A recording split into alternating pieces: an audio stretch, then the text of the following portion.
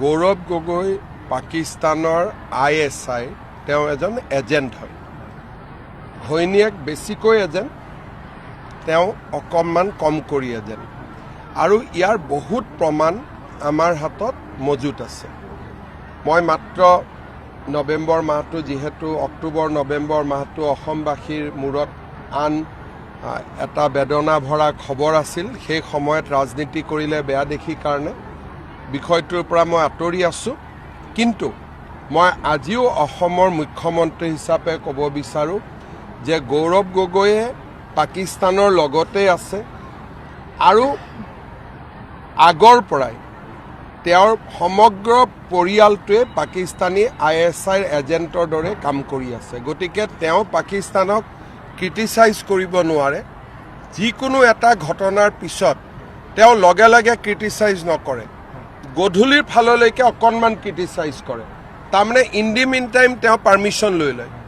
যদি দিল্লীত বোমা বিস্ফোৰণৰ পিছত তেখেতৰ যদি প্ৰথম ফেচবুক পোষ্টটো পায়, তাত গৰিহণা নামৰ শব্দটোও নাই, খালি দুখ প্ৰকাশ কৰা।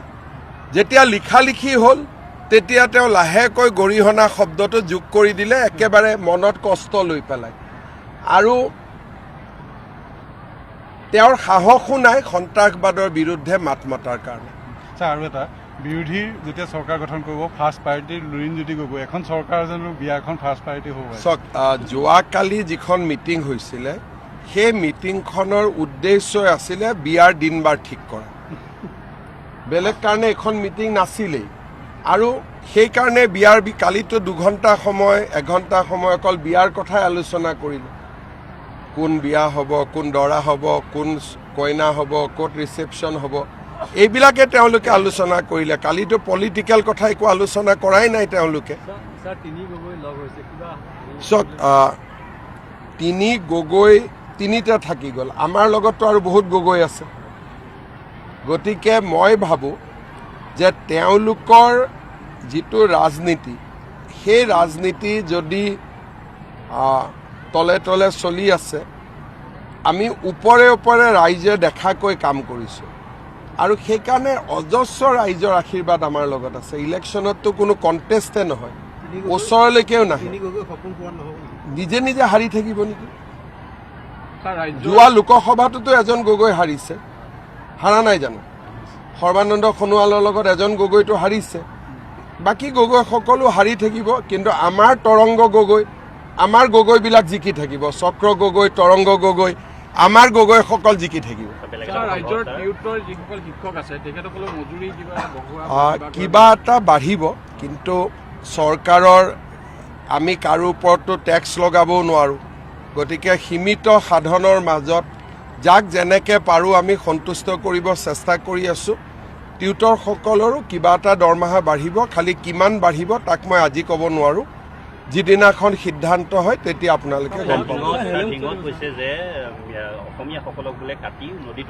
চাওক, আপোনালোক এটা কথা নিশ্চিত থাকক, যিদিনাখনে ইয়াত বিজেপি নাথাকে, দিছপুৰৰ পৰা আৰম্ভ কৰি গোটেই অসমখন মিয়াই লৈ ল'ব। আৰু এইটো কথা মই ভৱিষ্যতবাণী কৰি থৈ গ'লোঁ। মইতো মৰণশীল, সকলো মানুহতো সদায় জীয়াই থাকিব নোৱাৰে। যিদিনাখনে অসমত বিজেপি চৰকাৰ যাব, যিবিলাক আমাৰ অসমীয়া মানুহে এতিয়া বিজেপিক অভিশাপ দি আছে, তেওঁলোক এদিন নিজে অনুতপ্ত হ'ব। কাৰণ এটা মথাউৰিৰ দৰে আমি থিয় কৰি থৈ দিছোঁ। 40% মানুহ আগ্ৰাসী মানুহ, তেওঁলোক আপোনাৰ মোৰ দৰে মানুহ নহয়। তেওঁলোকৰ মনত এগ্ৰেশ্যন আছে।